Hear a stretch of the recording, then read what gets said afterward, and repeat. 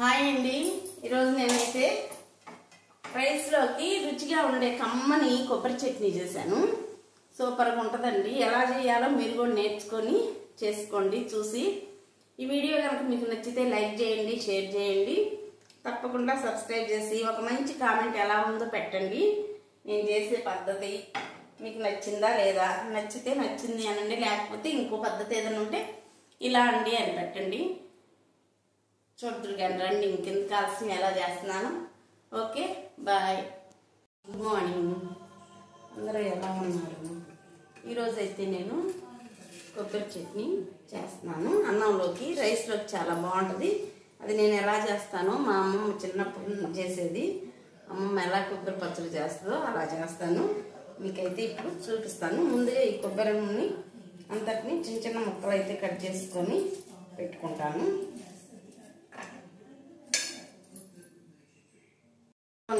ఇలా రెడీ చేసి పెట్టుకున్నాను.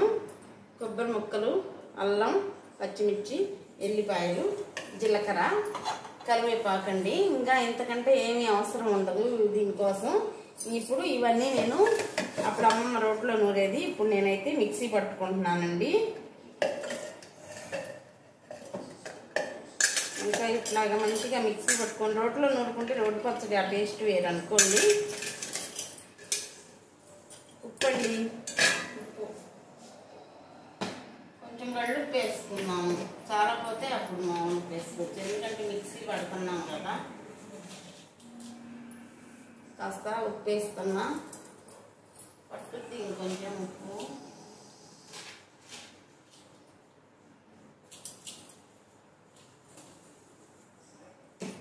కొంచెం చింతపండు గుజ్జు కాస్త,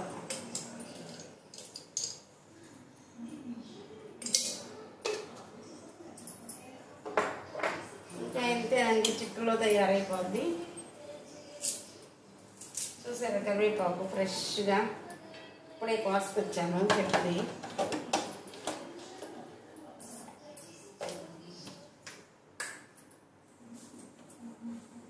మిక్సీ అయితే పడతాను. ఇంకా ఇదిగోండి మిక్సీ అయితే పట్టాను కొబ్బరి పచ్చడిని.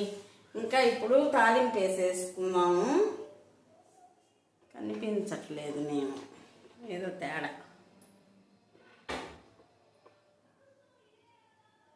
చూసారా, ఇంక ఇప్పుడు తోపు పెట్టేసుకున్నాము. స్టవ్ పెట్టాను పొయ్యి మీద.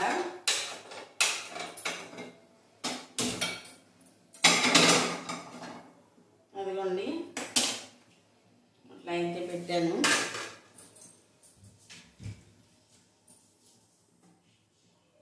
ఆయిల్ కొంచెం తక్కువే పెట్టుద్దండి, లేకపోతే చవ్వగా ఉంటుంది. నేనైతే మరి ఇంకా ఎవరెవరి ఇష్టం వాళ్ళది. నేనైతే చాలా తక్కువ వేసుకుంటాను. ఈ కొబ్బరి పచ్చడి అమ్మమ్మ బండ పచ్చడిలాగా రొట్టెలో నూరేది, చాలా బాగుండేదండి. టేస్ట్ అయితే సూపర్ అన్నమాట. ఇంకా ఒక మిరపకాయ, అన్ని వర్షాలకి ఎండలు లేక సరిగ్గా కాస్తేనేమో విపరీతంగా కాస్తుంది, లేకపోతేనేమో మూసుకొని ఉంటుంది. ఇప్పుడు కూడా మూసుకొని అలాగే ఉంది. ఇదిగోండి పచ్చడి అయితే పట్టేశాను. చాలా అంటే చాలా చాలా బాగా టేస్ట్గా అయితే వచ్చేసింది. ఇంకా పోపు అన్నీ రెడీ చేసి పెట్టుకున్నాము. ఓకే, ఇదిగోండి వచ్చేసాయి. ఆయిల్ కాగింది. ఇంకా ఇప్పుడు పోపు దినుసులు అయితే వేసుకున్నాము.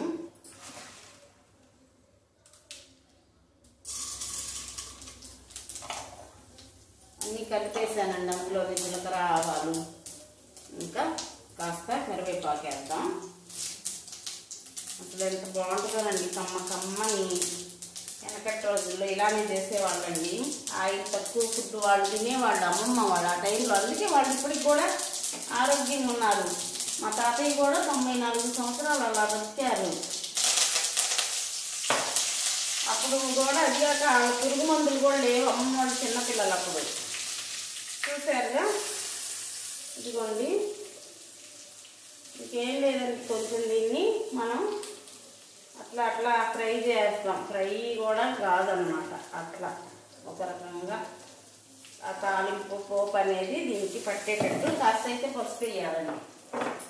పసుపు వేయకుండా అసలు ఉండకూడదు. చిక్కలు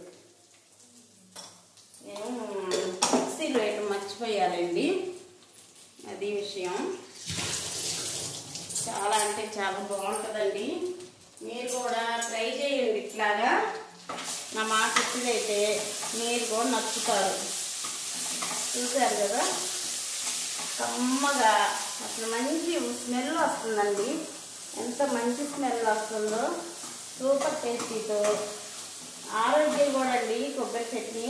ఎంత ఆరోగ్యం అంటే మన శరీరానికి పోషకాలు కూడా అందిస్తుంది, కొబ్బరిలో ఉంటాయి అన్నమాట. అసలు ఇది బాలింతలకు కూడా పెట్టచ్చండి. కాకపోతే కొంచెం దగ్గు అలా ఉన్న వాళ్ళు ఫస్ట్ తినలాగండి. నచ్చ కదా కొబ్బరి, దగ్గు వస్తుంది, ఎక్కువ అవుతుంది అన్నమాట. నాకైతే ఈ చట్నీ చాలా ఇష్టం అండి. ఒక పూట అయిపోద్దండి ఇది మాకు, ఎందుకంటే ఎక్కువ వేసుకుంటాము. కొంచెం రైస్లో తక్కువ రైస్ పెట్టుకొని ఎక్కువ చట్నీ వేసుకుంటాము. అందుకని ఇప్పుడు నేను ఏం తక్కువ అయిందో ఎలా ఉన్నాయో చూస్తాను. అన్నీ వేసాం కదా, ఉప్పు, జీలకర్ర, అల్లం, ఎల్లిపాయలు.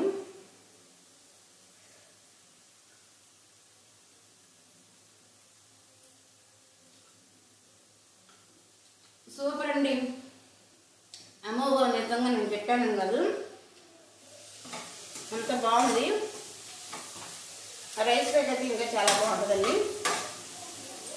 చూసారు కదా, చిటికలో తయారైపోయింది. ఇంకెందుకు ఆలస్యం, మీరు కూడా ఇలా తయారు చేసుకోండి.